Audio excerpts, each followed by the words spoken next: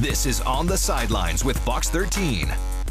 And welcome back into the On the Sidelines podcast. I'm your host, Ethan McReynolds, here, as always, my partner in crime, DJ Dante Jackson. Hey. Dante, we are on the eve of the climax of the entire Seahawks regular season, the game of all games, a titanic rematch between the Seahawks and LA Rams on Thursday Night Football in primetime at Lumen Field, in the wind, in the rain, and all the elements. It's going to be a fun one, and we get to talk about it right here on the sidelines. Yes, and I'm looking forward to the Seahawks winning that game and overtaking first place in the NFC West and number one overall seed in the NFC. The stakes do not get any higher. I mean, you mentioned it. It is the difference between the 1 seed and presumably the 5 seed, could be the 6 seed with the Niners right on your heels, as well as the Rams as well. And the Niners have one up on the Seahawks. Yes. Let's not forget. And to be perfectly honest, like, everybody loves the Rams and what the Rams can do and scared of the Rams. I'm actually more afraid of the 49ers. For some reason, the Seahawks cannot handle the 49ers. They already lost to them once in the first game of the season. They're lurking in behind. They've been a mash unit, but still be able to keep their head above water. Look out for San Francisco. The Hawks need to win out. Yeah, absolutely. And well, luckily they still do control their own destiny, but it starts tomorrow on Thursday Night Football. I think it's going to be the biggest Thursday Night Football game of all time. Thursday Night Football has never had a game where both teams have 11 or more wins in that matchup. You know, normally you're seeing like the Raiders and the Browns on Thursday Night Football. You have a prime time. It is sort of a shame that this game has to be played on such short rest. You got the Rams not going to be 100% with Devontae Adams probably out, and even if he does play, he's probably going to be in red zone packages and not even fully healthy at that. And then the Seahawks, I mean, you might be down your left tackle and Charles Cross. Yes, and you know what? Advantage the Rams. I mean, who would you rather lose? Who's more valuable, Devontae Adams on the last legs of his career or Charles Cross, your left tackle who protects Sam Darnold? And we all know the story of Sam Darnold and the L.A. Rams. They seem to have his number. You want that protection, that full protection to be there, and so Sam Darnold could put his best foot forward. And I want to briefly touch on the Colts game. I know we're 3 days removed, and we're much closer to the Rams game than we are the Colts game, but it brought up a worrying trend. First of all, I was a little surprised at how well the Colts were able to move the ball in the first half against the Seahawks defense with Phillip Rivers. They made some really good adjustments in the second half. But then secondly, I mean, this is the third straight game where the offense has gotten off to an incredibly slow start. 4 of their last 5. I mean, this has become a trend since that Rams game of the offense sort of just not looking like themselves, specifically at the start of games. Yes, and you know what? I made a note to myself. I said it's actually been the last, I would say, 4 to 5 weeks that the offense hasn't looked very well. They haven't looked itself. They were explosive. It seems like they're not explosive anymore. And the common denominator, and people might think I'm crazy, is rookie Torrey Horton. When he went down with an injury, although they do have Shaheed, Torrey Horton's injury coincides with the offensive slide. They don't have that explosive. He was one of the league leaders and rookies as far as touchdowns. He caught 2 in one game. He was their guy. So with Torrey Horton out, this offense hasn't been as explosive as they were earlier in the season, and I'm concerned, Ethan. Yeah, well, with Rashid Shaheed coming in, it's very clear that it's taken some time for him and Sam Darnold to gain that chemistry. It wasn't the instant thing that him and JSN had. They also had a full offseason to sort of work things out. It was a good sign to see Shaheed really break out in that Colts game in the second half, specifically on that final drive. So, I mean, who knows? Maybe, that Rams game, I believe that was the second game Shaheed had played in a Seahawks uniform. Very clearly the chemistry was not there yet. Is that sort of does that play a factor in this game, the fact that Darnold and Shaheed are starting to click a little bit, and he's actually a complementary threat to JSN? Yes. You got to worry about him a little bit more. I hope they have to, because that was the story they told before we got Shaheed. Hey, he's going to unlock. He'll take the top off. You're not going to be able to bracket JSN because he's going deep. I haven't seen one goal ball to Shaheed yet.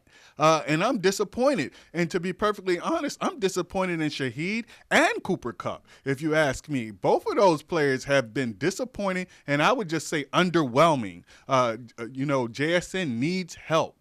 And I would say our second best receiver right now is actually A.J. Barner. Yeah. And I think you need to probably focus more on him along with JSN.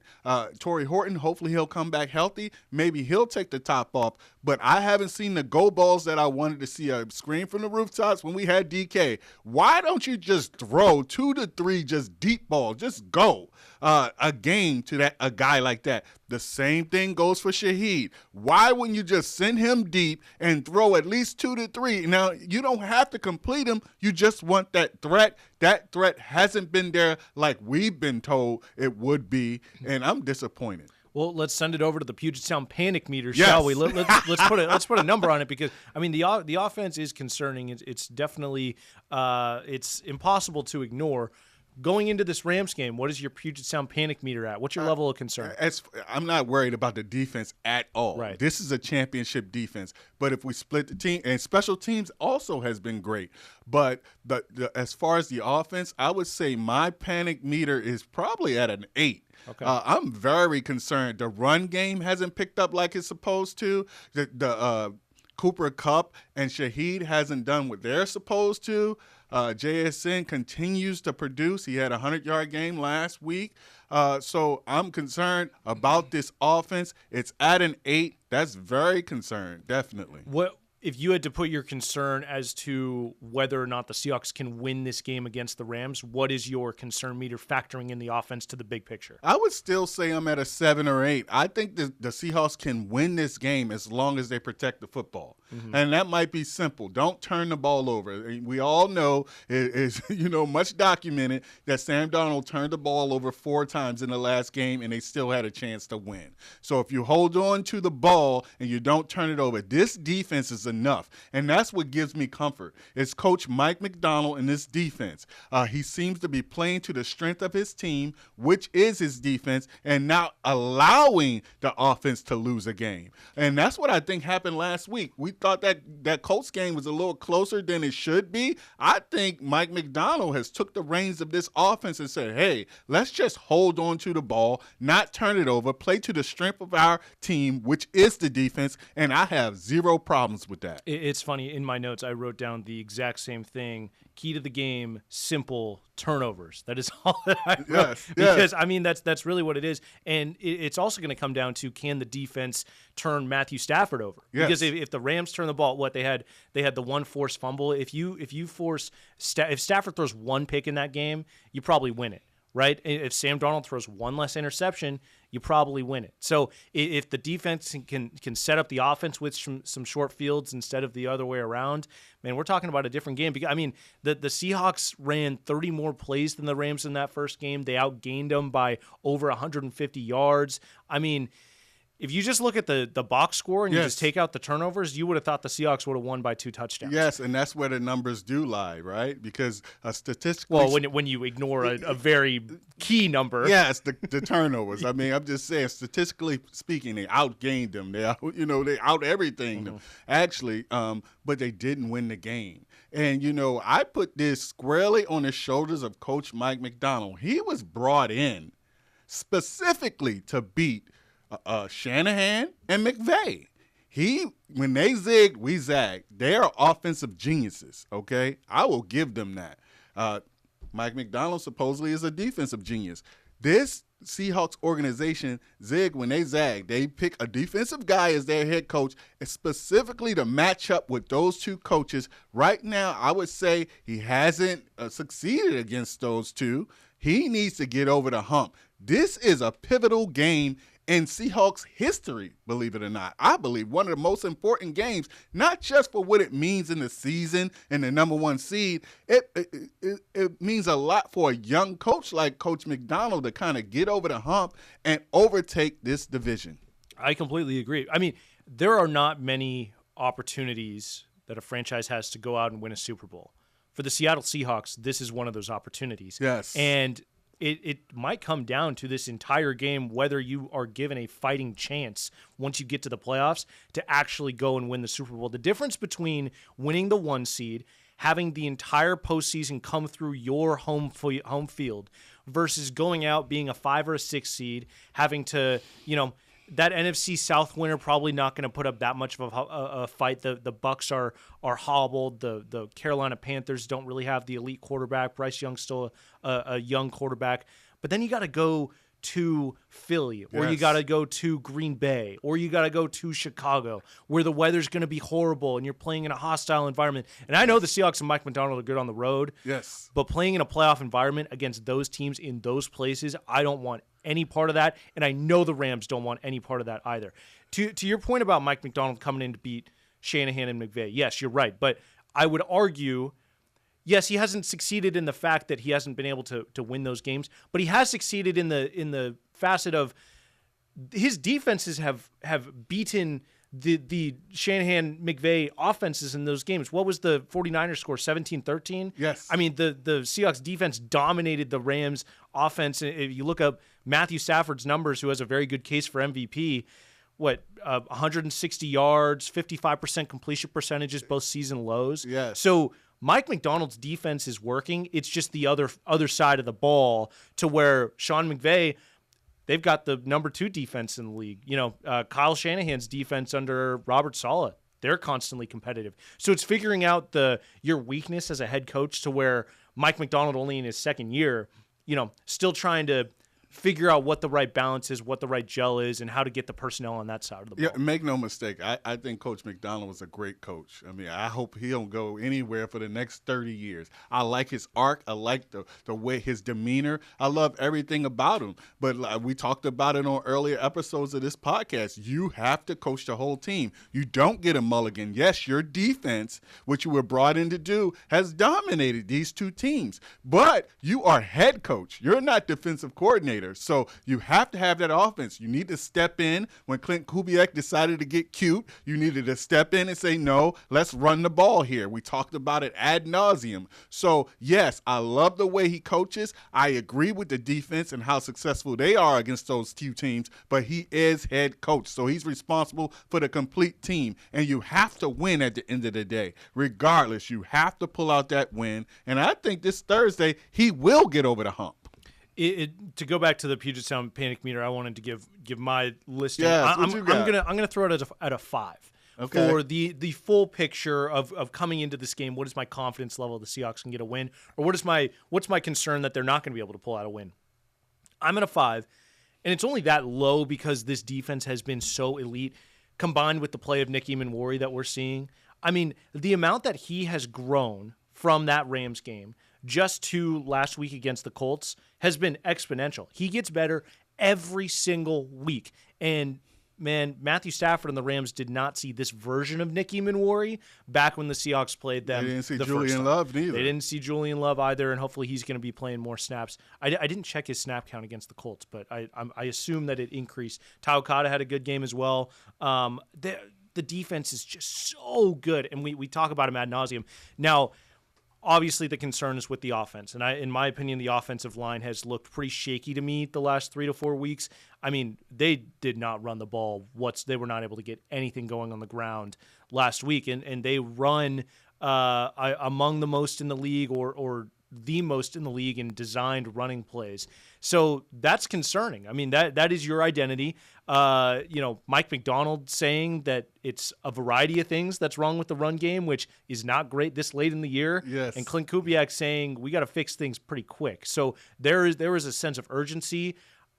I'm only reading quotes. I'm not listening to what they're saying, but that sounds panicky to me, which I don't love to hear with your running game that's supposed to be the foundation of your offense. So I don't love that. It seems like Sam Darnold has or Mike Macdonald and Clint Kubiak are making a concerted effort to not turn the ball over. Sam Darnold. What did I say on Star Watch last week? Sam Darnold, do not be the story when we talk about him. He didn't turn the ball over. And the Seahawks ended up winning that game. He ended up having to drive them down for a last-second field goal, and he got it done. Yes. So that's something that we haven't seen a lot from Sam is being able to thrive in those late-game situations. We saw it against the Colts. But, yeah, the offensive line has looked shaky to me. The run game has not been anything lately. And, Lately, I would say all year. It's been the story of this year. There have been some flashes. But, yeah, throughout the entirety of the season – the run game has been holding this offense back. So when you look at this Rams game, The weather's going to be awful. It's going to be 20-plus mile-an-hour winds, rain, under 50 degrees. It's not going to be great. The Rams might force Sam Darnold to go out and beat them, which terrifies me, to be quite honest. And that's why my concern level is up at a 5. The defense bringing it down probably from a 8 or a 9 to a 5 for me, because I'm really confident in the Seahawks defense to be able to shut down this Rams offense, which that's 1 versus 1 in DVOA, by the way. Yes. The Seahawks have the top defense in the league. The Rams have the top offense, which is pretty cool. It's going to be a great matchup, another great chess match. But the run game of the Rams. Yes. Yeah, that is scary. Now, if Charles Cross does not play, my concern level goes up to an 8 easily. I mean, that's it? Just an 8? Yeah. This defense. I'm sorry, but the Seahawks can win games solely because of their defense, and that is a unique facet to this team that a lot of teams don't have. Maybe the Texans and the Broncos are the only other teams that can really win games off the backs of their defense. The Rams have a good defense too, but they needed their offense to go and win in Detroit last week, right? So this Seahawks defense is just so good. I'm never going to count them out of a game. I'm really scared for tomorrow because I know what it means if the Seahawks aren't able to pull it out, and I know how good the Rams are. But having this defense gives me the confidence to be like, man, whatever happens, they're going to have a fighting shot. That first matchup went about as bad as it could have on the offensive side of the ball. And if not for the best punt I've ever seen in my entire life, the Seahawks probably would have gone and won that game. Look at what Jason Myers did against the Colts. Right. If you give him another 5 yards, he probably hits that field goal. That's how close they were, and with how awful they played in the offensive side of the ball, I can't imagine the offense playing that bad this time around. The one thing that gives me comfort is every single time that this Seahawks team has faced adversity this season, they have been able to successfully implement adjustments and turn things around. You look at the Vikings game where those simulated blitzes in the first half were really causing Sam Darnold and that offensive line fits and the protections and everything. In the second half, they're running a lot of Sam Darnold's getting rid of the ball, a lot of screens out to the outside, and they're moving the ball effectively while taking care of it, not being reckless. Falcons game, same thing. Similar thing, good adjustments in the second half. The offense starts to get going. Against the Colts, Sam Darnold making adjustments in that final drive in that offense to be able to drive down and get that last-second field goal. So I like the offense. I'm going to bet on Clint Kubiak and the offense to make adjustments against this Rams scheme to where, at the very least, they're not putting too much on Sam Darnold, and he's at least able to take care of the ball. I'm not saying they're going to go up and put up 28 points or anything. They're going to need to. Do you think they're going to need to? I think they need to go put up some points, definitely. And well, what about do you have any faith in this defense to shut down Matthew Stafford? I do, but see, you laid down the landscape, right? And just think about it. You're talking about the weather and how cold it'll be. You need a run game.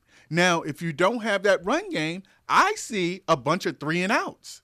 Now, the more possessions you give that LA Ram offense with a Matthew Stafford, with a Puka Nacua, you're playing with fire right there. So if they're not able to control the ball, control the tempo, like the weather would proceed, and our run game has been underwhelming so far. So I see a bunch of possessions for Matthew Stafford. Now, the defense can only do so much.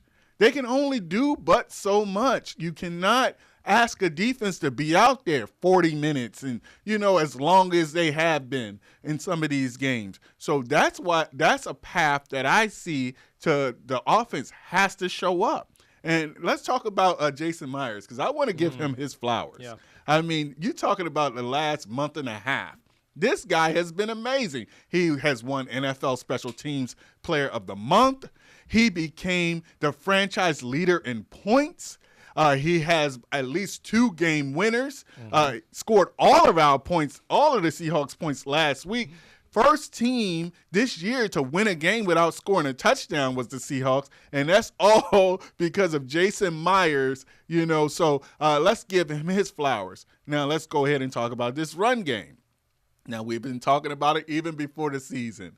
I had demoted Ken Walker III, and I promoted Zach Charbonnet to the starting running back. I love his physical nature. I thought he would be the more physical runner. Then I came full circle and said, hey, let's give Ken Walker a chance. And to the Seahawks' credit, at least 4 to 5 weeks ago, it seemed like they started to focus and give Ken Walker the ball much more and make him more of the game plan. It hasn't worked. All right, I'm going to just say it. It hasn't worked, Ethan. Okay, so now I'm going back. It is time, Seahawks. Stop being stubborn. You're great at making adjustments, Coach McDonald. Stop being stubborn and start Zach Charbonnet. It is Charbonnet's time right now. You need to get more physical at that running back position. I done seen enough of Ken Walker. All right, he's not it. I feel like at a certain point, the running backs might not be the problem. Okay. You know what I mean? Okay. I feel like, I saw a couple of clips of Gray Zabel getting beat this past week. He was saying that he didn't have his best week, so maybe some defensive linemen are making adjustments to him. I know Anthony Bradford has some quick losses, but he's been okay. I don't know how Jalen Sundell did returning to the starting lineup last week. I just feel like there's just not space to run. Like, Zach Charbonnet and Kenneth Walker are both incredibly talented running backs. Yes. And, the 49ers have shown before they went and got Christian McCaffrey that running back by committees work, because if you have good enough blocking, the talent level in the NFL for the running back position is good enough to where you can get serviceable play and you can have an effective running game without having a Saquon Barkley or a Christian McCaffrey or an elite guy like that. Now, those guys can absolutely add value, but for having an average running game, you don't need a game breaker at running back to be able to accomplish that. Okay, that just proves my point. Let's start Zach Charbonnet then. But I don't think that's going to fix anything. I think it's just the way they look. It's the way they play when he's in the game. He moves forward. It's just less of negative plays. And that's what I see out of Ken Walker, a bunch of negative plays. And I'm tired of seeing it. We need to move forward. Zach Charbonnet, I believe, is averaging 3.5 to 3.8 yards a carry. Last week, Ken Walker was 1.9. I mean, come on. You see him trying to bounce it to the outside still. I mean, this has been 5 years in the making. Mm-hmm. And they continue to tell him, hey, just hit the hole. Hey, it's there. Just go for it. He continues to try to break every game. He's trying to score every carry, and you just can't do that in the NFL. I just rather get the 2 or 3 yards, the hard yards, and live to fight another day. I'm tired of the negative plays.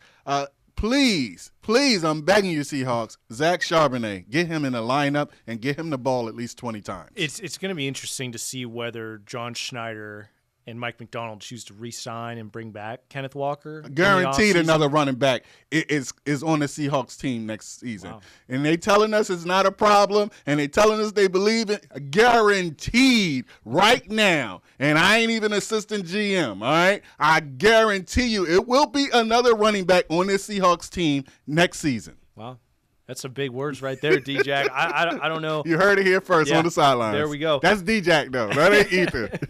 I don't want Ethan to get in trouble when he go to the VMAC, y'all. Yeah, leave him alone. Be nice, comments. No, comments, be nice. I don't care. I'm going to say what I want. I'm going to say it with my chest, too. Before we move on from this matchup, there's some interesting stuff going on in the Rams facility. I don't know if you've seen this stuff, but Puka Nacua, not only are the Rams freaking out that they're not going to have Devontae Adams this week, but Puka Nacua, I don't know, that he's trying to bring some Twitch streamers in to the facility to do a live stream on a short week before by far the biggest game of the regular season. Sean McVay gets mad at him. He's not happy about it. Puka Nacua's on these live streams instead of trying to get ready for this matchup on a short week. What is going on? Disrespect. That's what's going on. It shows you he doesn't respect the Seahawks. And why should he? He's had our number his whole career. Yeah. And the Seahawks defense should feel disrespected also from old man Rivers still being upright last week. It's a lot of disrespect going on, and the Seahawks should have a chip on their shoulder. They did not get to Phillip Rivers last week. One sack where he fell down, his knees buckled. He showed his age. That's the only sack they got. He was back there way too comfortable. So Puka Nacua, I mean, he's all pro. He's all world. He's one of the best receivers in the league. He's had so much success against the Seahawks. They asked him who their rivalry is. He even poo-pooed the Seahawks and said, hey, it's the 49ers. It's not even a question. So I don't think they respect the Hawks. So it's time this Thursday, tomorrow, because we're taping this on Wednesday, it's time for Thursday night for the Seahawks defense to earn their respect. Mm-hmm. Well, Hawk blogger Brian Nemhauser put it best. The Rams know they can beat the Seahawks. The Seahawks believe they can beat the Rams. And the difference between knowing and believing is quite the difference, and that is what it's Thursday is at night. stake. That's the difference. That is what is at stake on Thursday Night Football. Al Michaels even got to get up for this one. Yeah. Let me add something to that, Ethan. Yeah. I'm worked up now, all right? And let's talk about the confidence level. And I'll be honest, my confidence level going into that first game, was way higher than it is right now. Yep. The Seahawks were rolling. They had just put them paws to the Redskins. Yep. And, I'm sorry, the Commanders. Whoa. Yes, the Commanders and a couple other teams. They had they just beat down some teams. And going into that game, they were flying high. Right now, going into this Thursday night game, we've talked about it. They haven't played well, at least the offense, for the last 4 to 5 weeks. They haven't looked great at all. So it was much more confidence that first matchup, but I still believe, as a matter of fact, I know the Seahawks can beat this Rams team. Yeah, absolutely. I mean, again, with how close they got in that first matchup, with how bad they played on the offensive side of the ball, I just think anything can happen with this defense. And I feel like the defense is playing some of their best football right now. So I really like this matchup. A key stat that again, Hawk blogger Brian Nemhauser brought up, the Rams 2-6 in cold weather in regular season games since 2021. So that's definitely going to play. That's going to come into play. They're not playing in their, the nice shiny dome in SoFi Stadium in the nice LA weather or anything. That's an indoor stadium though. But I mean, we're grasping at straws with stuff like that. You're telling me this that is not Green Bay, Ethan. You're telling me that 20-mile-an-hour winds plus rain plus playing in the cold with your hands getting all wet and everything doesn't make a difference?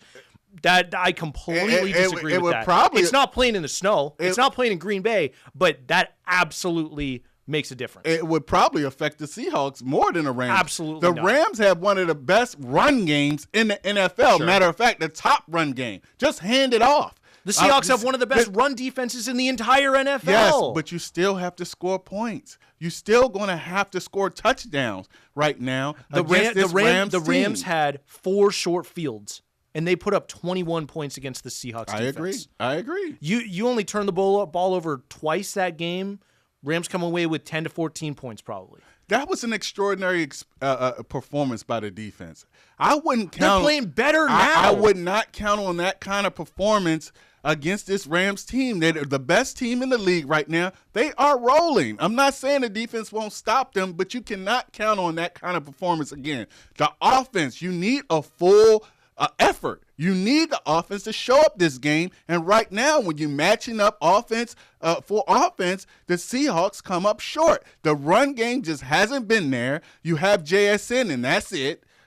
As far as the pass game, Sam Darnold has showed, or at least so far, that, the Rams is not, he's just folded basically against the Rams in recent history. So, history just the way you say the defense showed up and they will again, what you ignoring or fail to recognize what the offense didn't do, which Sam Darnold didn't do. We got 2 sides to the ball. The offense has to at least play, I would say, average for them to win this game.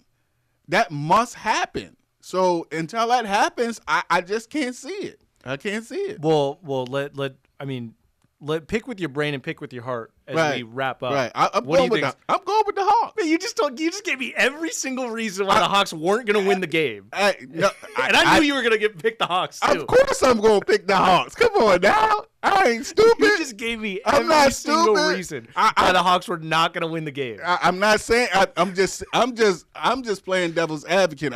It's two sides to every story. I'm not going to be looking through things, with 12 glasses. I'm going to be real about it. I'm not going to just be on the fan wagon. All right. Now, it's reasons why they can win, and it's a lot of reasons why they probably won't win. But I'm still picking the Hawks. Go Hawks. So you think the offense can do enough? You think the offense does enough? Because that's what you're talking about. I hope the offense does enough. Keep hope alive. You picking with your heart a little bit. Hey, listen, I can't go against my heart. I'll pick with my heart too. I think I think it's going to be the offense plays mistake-free football. Right. They grind out and they put up 13 points, and the Hawks defense holds the Rams to 10. And the Hawks win 13-10. And don't forget special teams. That's what I think might be the great equalizer as far as this game. Mm-hmm. Look for Shaheed. He's been great. Yes. He's been more a better player on special teams than he has been on the offensive side, I would add. And that's not even counting 100-yard return. I'm just saying he's been solid all the way across on special teams. That's where he's been the threat. That's where he's been the asset. So look for special teams to play a pivotal role in this game, and that's where I think the Hawks can kind of overtake the Rams. They always talk about 3 phases. When you talk about 3 phases and you do the math, I believe the Hawks have the better defense. That's 1. I believe they have the better special teams. That's 2. That's 2 phases better than the Rams. The Hawks win. Well, and it's funny. The Rams' special teams has been a liability all year, but they end up winning that first matchup with that picture-perfect right. So coffin corner. Yeah, I just cannot see that happening. I mean, the Rams' special teams have been a liability all season. So it all goes down tomorrow. Fox 13 has pregame coverage from 4 to 5, by the way. The game's on Fox 13 as well, and then we also have postgame coverage after the game. So keep it right here with us on Fox 13. D-Jack, let's do some quick hitters really quick. Yes. I want to cover 3 teams really quick before we update our pick standings. The Mariners, I wanted to mention, Jorge Polanco signing with the Mets, 2 years, $40 million. It's good for Jorge. Yes, first congratulations. Of all. Go get your bag, Jorge. Your congratulations. I mean, you were responsible for some of the most epic moments in Mariners franchise history, getting the Mariners closer than they have ever been to a World Series. And he if you haven't read it, go and check out Jorge Polanco on Instagram, because he wrote a really nice shout out to Seattle and the fans upon his departure. So really classy move on his part. I'm not upset that the Mariners didn't spend that amount of money on Jorge Polanco. I'm bummed he's not back. I'm glad that he's getting the money, but I'm glad that it's not with the Mariners at that price point. Now you got to pivot, right? We mentioned Ketel Marte. We mentioned Brendan Donovan. Nico Horner's name has been thrown out there from the Cubs. I'm trying to think of some other names. Brandon Lau with the Rays. Those are sort of a tier below Marte and Donovan. But Brendan Donovan being linked by some local reporters in St. Louis to the Mariners and Giants. So that could be an option right there. Yes, I mean, Jerry DiPoto, he's on the phone. Justin Hollander right now, he's doing the emails. I'm sure they tag teaming on these. Is that how you think that's how they split it up? I think that's how they work. You got Hollander on the emails, you got DiPoto on the phone. Hey, go get us a second baseman. And I feel comfortable with Cole Young and Colt Emerson. I think you can use a young player in this lineup. I say give the youngsters a chance. Are you comfortable with both Cole Young and Ben Williamson both being in the lineup and giving them 450 at-bats, though? That's the question. So what? So no. So you got to get one more bat. You need another bat. Maybe it's a Geno Suarez reunion. Yes, but I think they realize that they do need a bat. And right now, I'm putting my faith in DiPoto and Hollander.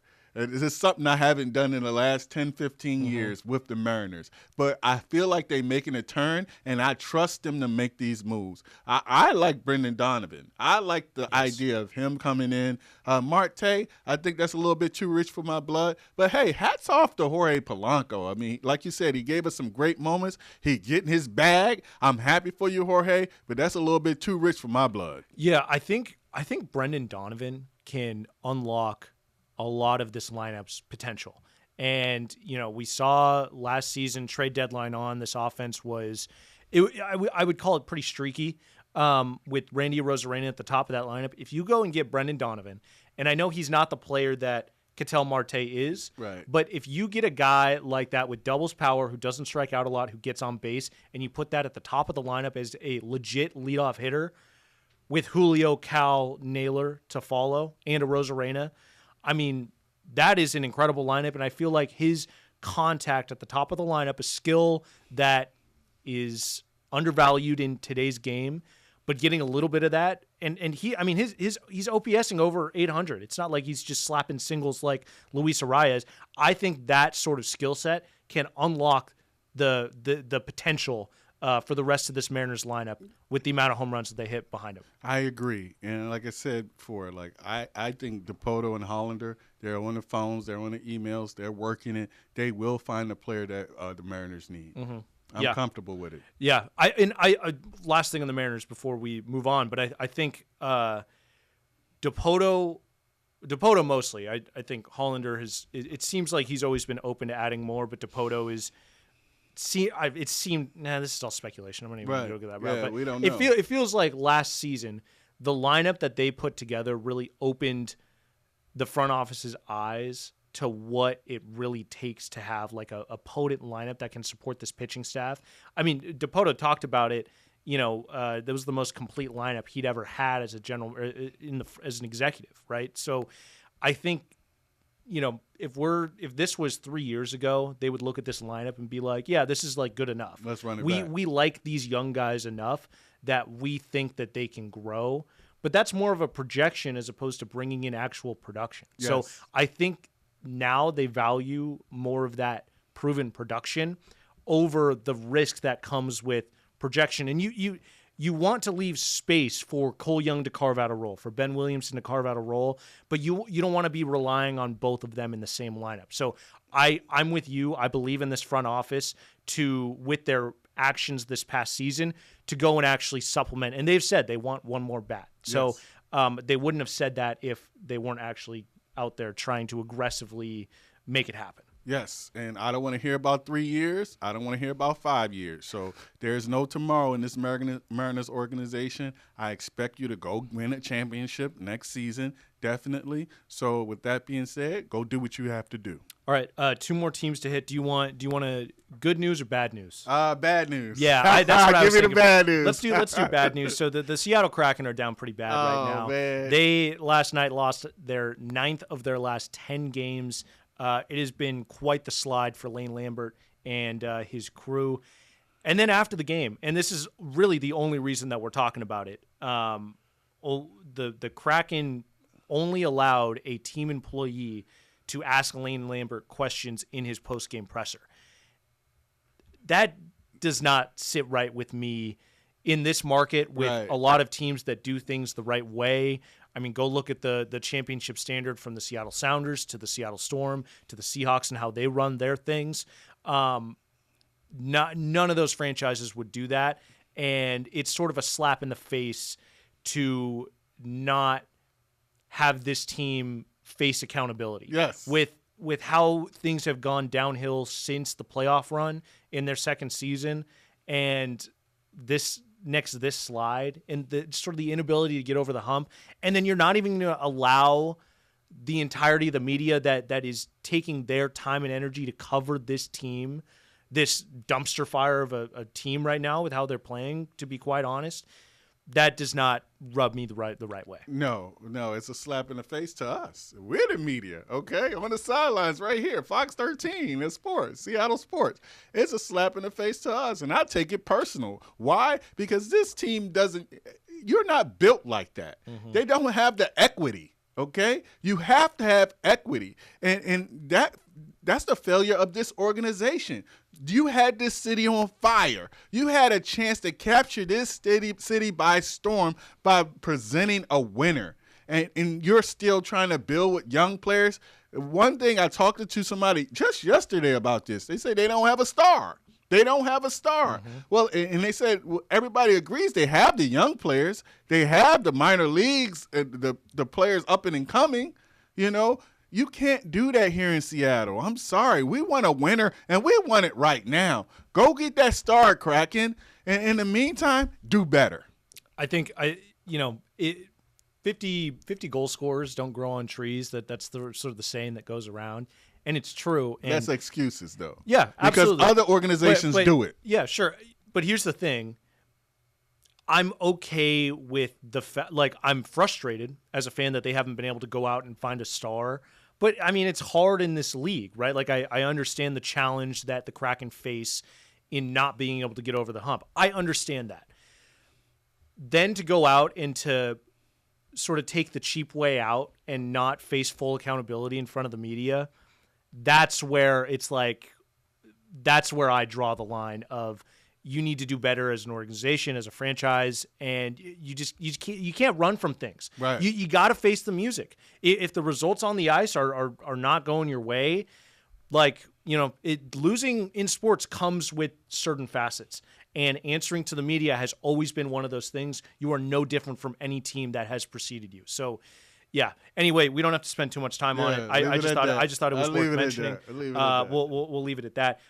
Now to the good news. Okay. The Sounders bringing back a franchise legend, probably the best goalkeeper in franchise history. Stephen Fry signing through June of 2027. So I believe that's this season, and then the shortened season after that before the calendar flips. I like the move. I think it's still going to be an open competition between him and Andrew Thomas. But what'd you make of them bringing Steph? I love the back? move. I love the move. Now I've been vocal by being a supporter of Andrew Thomas, believing that he should be the starter in goal, and nothing has changed my mind on that. But that don't mean that I don't want to bring back the greatest. You said probably. I mean, I think it's fact. He is the greatest goalie and a goalkeeper in Sounders history. I have no problem with this. The only time I would have a problem is his role, okay? Right now, Stephen Fry, he should be a backup. I mean, let's call it what it is. Andrew Thomas should be the starting goalkeeper for this team. Stephen Fry will be a valuable part of this roster. Definitely a coach on the field, a captain, the sage knowledge, the knowledge of all the players in the league. He's been in the league a long time. So I have no problem with the signing, but I will have a problem with the role if he's the starting goalkeeper for the Sounders next season.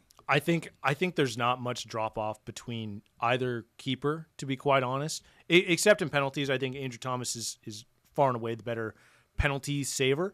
But I mean, if Stephen Fry, I think the Sounders have the best 1-2 punch. Yes. Of goalkeepers. It's a good problem in to have. The entire league. It's a great problem to have. Because I think Stephen Fry could go to another franchise and still be a starting caliber keeper. It's just Andrew Thomas has shown that he has arrived and he can be that guy. So pretty cool for the Sounders to bring him back. Great. And he very clearly has the respect of everybody in that locker room. So congratulations. Good for that locker room. Congrats to Stephen Fry as well. His statement looks like he's very excited to be back with the franchise. Yes, Lord. And then one other move that the Sounders did make in this offseason, they signed free agent midfielder Hassani Dotson from Minnesota United, Federal Way native, so local guy. He's a center midfielder. Over the offseason, the Sounders have lost João Paulo, sort of that defensive center midfielder, and Danny Leyva, more of an attacking midfielder. Hassani Dotson is very versatile. He can sort of do both. He's sort of like Christian Roldan in the sense that he can play that holding, more defensive role, but he can also play in that Obed Vargas, more attacking, get forward role while you're not sacrificing as much defensive acumen because he can still come back and defend. So a versatile piece. He's going to be a great depth piece. I really like the move. And it's an offseason where Craig Weibel said there's not much room in the salary cap to really maneuver, so you're not really expecting much. This is a pretty good depth add when you've already lost a couple of guys on your roster. I just want to say welcome. Welcome home. That's it. Welcome home. Welcome home. We're gonna wrap things up. We got a couple of minutes here. Let's update our pick standings. Me and DJ going me and DJ going 2-1. Austin Will Ortner gaining a game, going 3-0. Perfect weeks. Right. They both went with the Chargers as their upset picks. Let's see. With 3 weeks to go in the season, Austin and Will are 5 games back. So I think they talking. You know they friends, right? They got the exact record, right? Yeah, I think they talking to each other. They could be talking. Here, we could pick up a game here. We could pick up a game there. Yeah, they consulting with each other. They could. Austin, Will, what's up? So let's go over the picks for this week. Austin and Will, 3 weeks to pick up 5 games on me. It's not impossible. I'm feeling comfy. I don't like that they picked up a game this past week. Will Ordner, Chat Sports, he's going with the Eagles at the Commanders. He's going with the Bills at the Browns, and then his underdog, the Carolina Panthers, in a big divisional matchup at home against the Tampa Bay Buccaneers. Austin going with the Houston Texans at home against the Raiders. He's going with the Bills at the Browns, and then his underdog, the New England Patriots at the Baltimore Ravens. I'm going with the same underdog. I'm also going Texans at Raiders, and then I'm going with the Detroit Lions at home against the Pittsburgh Steelers off of that loss against the Rams. D-Jack, your picks, the Eagles at the Commanders. We got the Texans at home against the Raiders, a common pick. And then your underdog, the Jags at the Broncos. Tell me why. The Jaguars are playing great football, and I just think after 11 straight, the Broncos are playing better than anybody in the league right now. You're picking them to lose, though. Including our Seahawks. Now, let me finish. It's time for them to lose, okay. All right? It's time. Right. It's just time. And the Jaguars are playing great. Yeah, I'm going with the Patriots over the Ravens. I think the Pats are playing some really good football. The Ravens, something's wrong over there. There's a lot of disarray. Drake May is they almost beat the Bills on the road, so I like the Patriots to beat the sort of middling Baltimore Ravens. Yes. D-Jack, I know you have a top 5. We're at time. Do you want to save it for after Christmas? Do you want to do like a quick, abbreviated version? Let me do a quick. Let's do a quick one. It's Christmas related, right? I have to do it. All right. It's time, Ethan. You got the PJs on and you under the fire. It's time to watch those Christmas movies. So I came up with a top 5 dead or alive Christmas movie. 5, The Santa Claus. Tim Allen, a father-son adventure. He has an unfortunate accident where he has to take over Santa Claus's job. That's number 5. All right, 4, Rudolph the Red-Nosed Reindeer. Made in 1964. It's an animated classic, and it still holds up. We watch it every year. Rudolph, he just wants to be accepted, Ethan, for all his differences. He just want to be accepted, all right? 3, Die Hard. Bruce Willis, yippee-ki-yay, all right? There's a much debate whether it's a Christmas movie or not. It is, all right? Let's go ahead with 2, Elf, all right? Will Ferrell. A funny movie. I love the comedies. This is a classic. Oh, buddy, he won his daddy. It's a holiday classic. You have to watch Elf. And number 1, top 5 dead or alive Christmas movie, Home Alone. All right, Kevin. All right, Macaulay Culkin, Joe Pesci. I just watched it the other day with my daughter Ava, and I laughed, and I watched it a million times. It makes me laugh every time. Keep the change, you filthy animal. And that is my top 5 dead or alive Christmas movies. What do you think, Ethan? I love it. Is it Home Alone, the first movie? I love all of them. I love series. the one in New York, which is Home Alone 2. Yep. But I went with the classic, the number 1. Joe Pesci and his homeboy, he just knocked him around. He did anything he wanted to those guys. It's just a funny movie. I watch it every Christmas season, and it never gets old. I laugh every time. That's my top 5. My only requirement on that list was Elf, and you hit it at number 2. So I'm very satisfied with the list. A funny movie. I've watched that movie with my upwards of 100 times. Yes, easily. Yeah. And a lot of people say A Christmas Story. That's my honorable mention, along with Frosty, another animated classic. That's a great one too. So yes. Yeah. Merry Christmas to all. We will be off next week, but we'll be back the week after that. To talk all things Seahawks as we start looking at the playoffs. And I just want to say happy holiday to everybody out there. And I also want to give a shout out to the UW men's soccer for their national championship. Congratulations from on the sidelines. You welcome here if you want to come talk about it. Let's do it. Yeah, absolutely. Shout out to UW men's soccer, and also shout out to everybody that has been impacted by all the flooding around the state. We're thinking about you, especially this holiday season. So if we can give you any sort of reprieve or, just sort of a break from everything that's going on, we're happy to do it. So thoughts and prayers to everybody in the state that's impacted by the flooding.